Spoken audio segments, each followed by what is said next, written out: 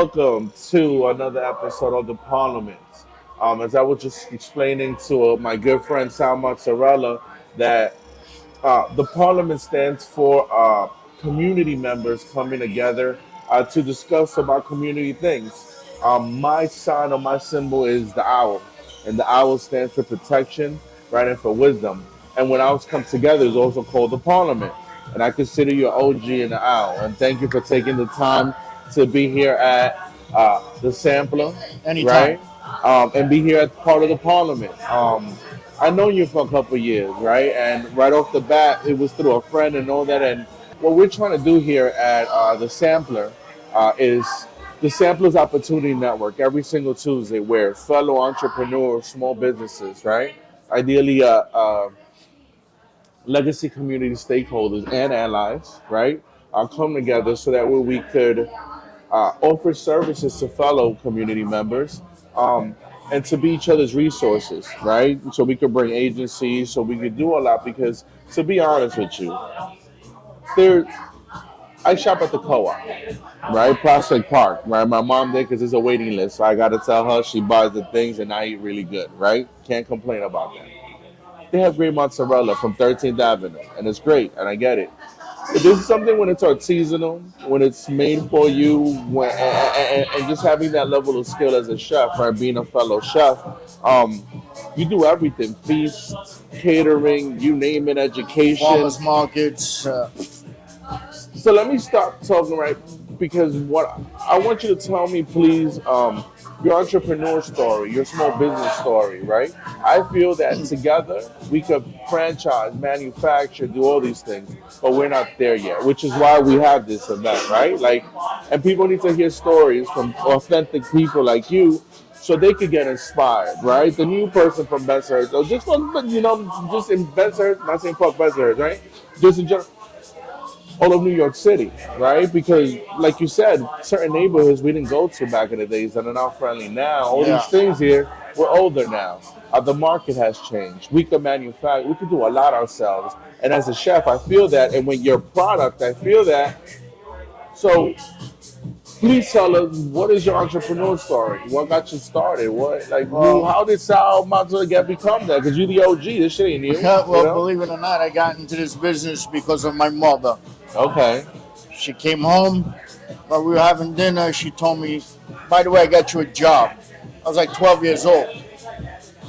I didn't ask for a job. She was, that's good. You start Saturday. And ever since then, I've been working in the same business since I'm 12 years old. That's how I got started, and I liked dealing with the people all the time, and meeting new people, talking to new people, and experiencing all these different things. And the place I was working at, we made everything from scratch. Not like today, where you could just get everything in a job. Costco, right? A restaurant depot. And We things like were that, making yeah. everything from scratch. Yeah. You know, we were pickling everything, we were stuffing everything, we were cutting everything, we were marinating everything. We made everything. And this is basically now a big business, and everybody's in it. But there's only certain things and certain people that do it the right way. Yeah. You know, Mhm. you can see the difference between it being manufactured to being homemade. There's a big difference. But people don't know the difference sometimes, unfortunately, No. right? And we're here to show them the difference, right? Right, and I'm not saying these manufactured things are bad.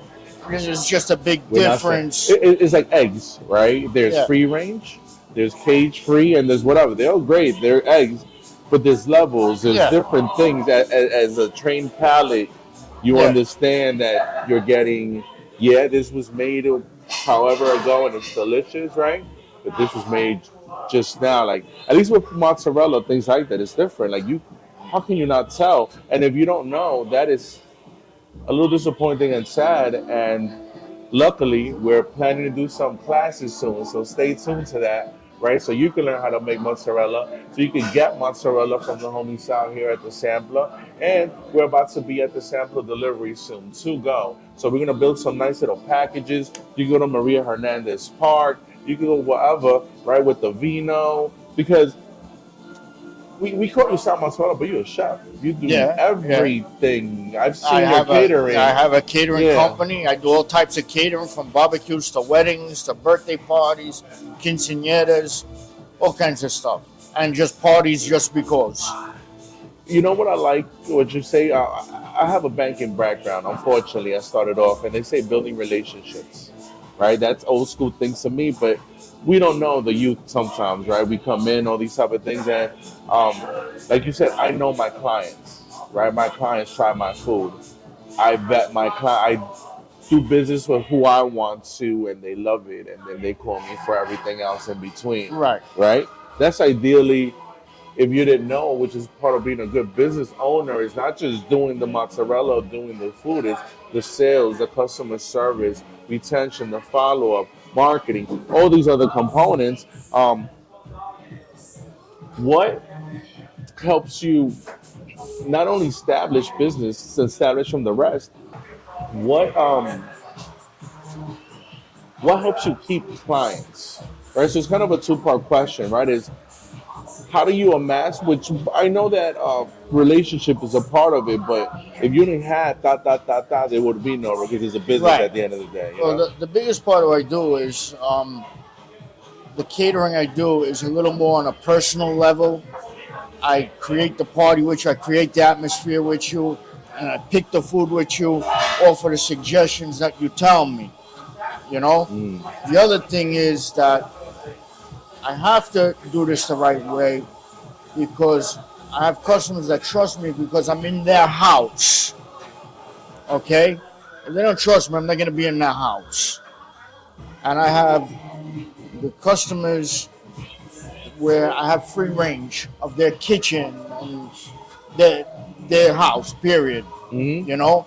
Because they know they're in good hands. They know nobody's going to take nothing. Everybody's going to be okay.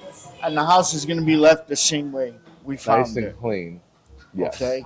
So that's the kind of relationship I have with my customers, that I'm inside the house. I'm not just dropping off food. I'm at their parties making the food, cooking the food, bringing the staff. It's more not even a catering, right? It's a step up. It's you're curating experiences and the food alongside those Right. experiences, Like right? some of my customers, they just leave it all to me. They don't want your standard buffet where you just pick the food. They want sometimes the party to be fluid, where it's just making different kinds of food and just putting it out there, and the guests grab it. Hmm. You know, there is no set menu. I'm just, Yeah. making it. They just trust you that they don't even need the menu. They just Right. know it's gonna be good. Right. That's trust right there. So that's the kind of catering service I have. Mm. So what are we learning from is great customer service, being a clean chef, right? Responsible, and like you said, is customizing, right? Not everything fits everywhere, Right. right? You know, so when you customize, you're able to do more for the client, right? Right. And now today, with so many different things going on and so many different whatever Yeah. requests, I also do vegan options, vegetarian options. I do Indian events. I do Spanish events, Nigerian events. So my company's called Katrina's International. Thanks for everything. You're welcome. man. You guys You're welcome. are- Thank you. Thank you.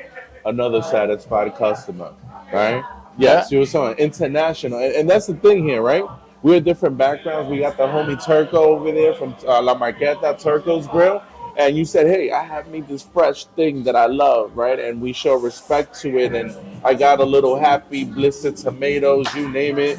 We took it everywhere. We're global fusion, right? Yeah. As long as you show respect and you know what to do with your product, right? Because if I would have messed up, you'd have been, "Hey, I can't have my name attached to this," right? Right. Which is another thing is not all money is good money, right? No. How you present yourself, your demeanor, everybody's looking, Yeah. and that's what people don't say. Hey, you get too comfortable, you're drinking it, social drinking, right? I'm not here to get drunk. Like we're here doing business. So every Tuesday we're gonna be here. Sal Mozzarella hits. wait till you see the menu, right? We're gonna be here and we're gonna do this. But part of this, not only podcast, right? But these Tuesdays, and we're about to scale out to Harlem and East New York, or East New York, East Village, and all these places, which is blessing, right?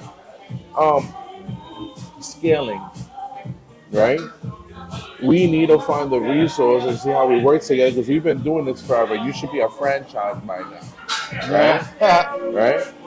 You should have certain products that, of course, stay at the quality, right? Because sometimes when you go too big, you lose Yeah. quality, right? But here we're working on the verticals with farmers markets and all these things for us to get in there. We're also working on a infused line of Yeah. goods. We'll get to that, right? Another time. Please show up here and be part of this. But talking about scaling, right? I'm doing business in Ecuador. I'm doing business in Puerto Rico. You do business here. We do business everywhere. If we work and we share our inventory, right? And we have the right contracts, no handshakes. I love handshakes, right? But contracts are better, right? Yeah. Contracts are good things, right? Um, we could plan now. And the way that I see it is we have a shared vision, right? Where I want generational wealth, right? Nobody can pay me what I'm worth, period. So knowing that, I work with who I want to. So I want to work with you, Sal, and I hope, that it Yeah. looks like you wouldn't be here if that's the I case, wouldn't be right? here. Yes. But I look forward to working with you and helping us scale. And we're going to start off scaling here at the Sampler, okay? Where we're going to have not only the mozzarella, we're going to have all the goods. We're going to be delivering. You have what do you have upcoming right now? So in case they're Right waiting now, on there somewhere. in the next couple of days, I'll be at the 18th Avenue Feast called the Santa Rosalia Festival. It's going to start Thursday. It runs for 11 days. And that's what's coming next. But I'll be at other fairs and festivals throughout New York and New Jersey Everywhere. all the way through October. All the way through there. He's going to be here at the Sampler. He's going to be at other places. We're going to have some infused. We're going to deliver. And we're going to do really good things. So, with that being said, Sal, I appreciate you. I look forward to doing business with you. And as we're here, we're going to network with other people so that way we can get Sal's mozzarella everywhere else, all right? So take care and look forward to the next episode. All right, Peace. take care.